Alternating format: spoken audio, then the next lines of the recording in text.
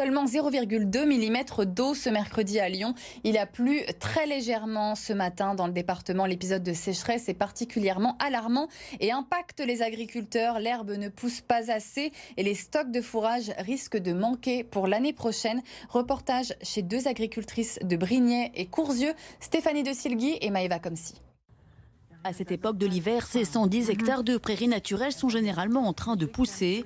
Mais cette année, les sols sont secs. Pas une goutte d'eau n'est tombée depuis janvier et très peu depuis l'été. Les stocks de fourrage sont juste suffisants pour passer l'hiver. Une situation qui inquiète l'agricultrice. Quand la nature va démarrer dans quelques semaines, elle va vouloir pomper dans des stocks qui normalement se sont dans la terre, se sont stockés pendant l'hiver et ça va manquer. Voilà. Et l'herbe va aussi manquer d'eau, donc ce qui va impacter, s'il ne pleut pas vraiment dans les semaines qui viennent, ça va impacter la pousse d'herbe à partir du mois de mars et donc nos stocks seront réduits, on va faire des très mauvais stocks de fourrage et donc c'est l'année prochaine en fait que je risque de manquer de fourrage. À Courzieux, à 40 km de Lyon, c'est le même constat. Dans cette exploitation, 2 plans d'eau permettent d'irriguer les terrains. Leur niveau n'a jamais été aussi bas. Je commence déjà à faire attention à tout ce qui est irrigation. Il va falloir que je fasse des choix peut-être, c'est pas encore le cas, mais je commence à réfléchir sur planter ou pas planter, qu'est-ce qu'il faut arroser, qu'est-ce qu'il faut pas arroser. Il faut toujours surveiller quoi en fait. Une surveillance accrue pour éviter une deuxième saison difficile. L'année dernière, j'en ai souffert parce que sur tout ce qui est courge, pommes de terre, typiquement, c'est des choses que j'ai pas pu arroser parce que j'ai pas l'eau où je les avais mises. Et j'ai ressenti, moi, j'ai eu des rendements très bas en oignons, très bas en pommes de terre, des calibres vraiment pas jolis. Des récoltes en baisse et des légumes moins qualitatifs. Un manque de pluie qui devrait affecter son rendement. Des précipitations très faibles sont attendues dans les prochains jours. Alors justement, à quoi s'attendre dans les prochaines semaines après un mois de sécheresse historique, 32 jours avec très peu de pluie. Lauriane Pellao, journaliste BFM Lyon, vous êtes avec nous pour en parler.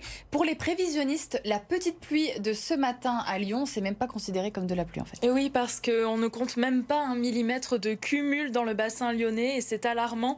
Ces 32 derniers jours, seuls 5 millimètres de pluie sont tombés. En temps normal, on en compte une cinquantaine, ce qui fait de cette période la plus sèche depuis 1959. Pour vous donner une idée, le taux d'humidité dans les sols est en déficit. Alors ça n'aurait pas été un problème si ce phénomène avait été isolé, mais avec l'année 2022 que nous avons passée, les sols étaient déjà très secs, une situation en grande partie liée au changement climatique. Les sols sont plus souvent secs qu'avant. La période de sécheresse des sols tend à s'allonger à cause du changement climatique.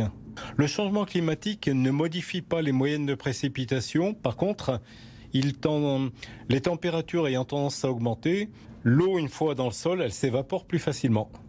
Pour inverser cette situation, les prévisionnistes espèrent un mois de mars froid et pluvieux. Il faudrait atteindre un cumul de pluie d'au moins 100 mm. C'est presque 2 fois plus que les normales. Côté température, il faudrait tourner autour des 0 degrés. Pour les experts, l'idéal serait même de retrouver des épisodes neigeux, mais ce n'est pas prévu dans les prochains jours. Merci Lauriane pour ces explications. Dans l'actualité également, une association lyonnaise de défense des victimes de la route réagit après les annonces du ministre de l'Intérieur, Gérald Darmanin, dans le journal du dimanche. Retirer le permis en cas de conduite sous stupéfiants ou encore créer un délit d'homicide routier, des mesures attendues par l'association. Et si c'était vous, Lucine Olorgue? En 2016, Éric Moreno a perdu sa fille dans un accident de la route. Elle a été renversée par un chauffard dans le 6e arrondissement. Pour lui, la création d'un délit d'homicide routier est une bonne mesure. Si une loi voit le jour, il souhaite que la peine de prison encourue par les auteurs soit vraiment dissuasive. L'idée est louable et nous souscrivons à ça. Maintenant, tout dépend ce que l'on met derrière. Quelle peine?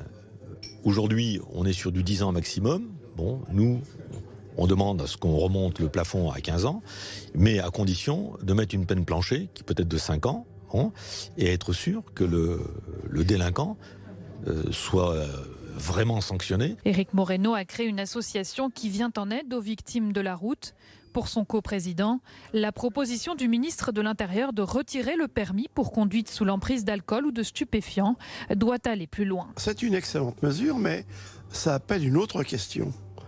Quelles sont les sanctions pour ceux qui roulent sans permis, très souvent sans assurance, Comment on fait pour sanctionner ces gens-là?